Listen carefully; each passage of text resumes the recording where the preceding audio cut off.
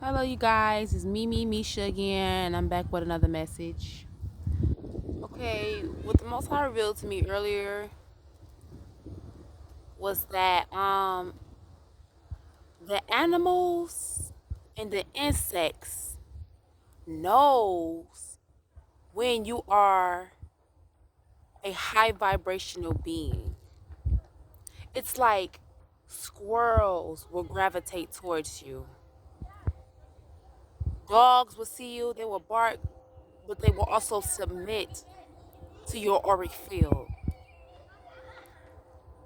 Bees will be attracted to you, but they won't even sting you. Harmful insects, spiders will crawl on you, but they won't bite you. Because if you guys all notice, even babies, they will know it. And they don't even understand what's going on because they are fresh to the earth.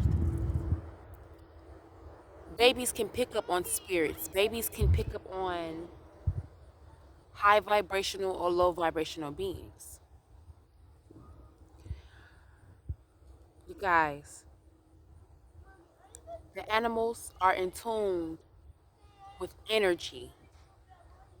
Pay attention.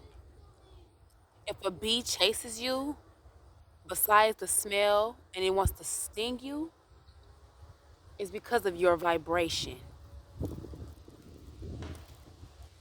Get in alignment with yourself, the highest power, and with the earth and nature.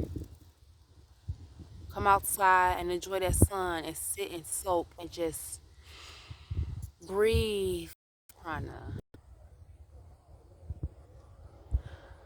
Calm yourself, soothe yourself. Nature is supposed to be therapeutic to the human body. And not even just the body on a physical plane, but spiritual and emotional plane. People don't even want to come outside no more, and they are getting blinded and disconnected from nature and the earth. And that is the problem. Get off your phone, and you need at least an hour a day in nature to see what's going on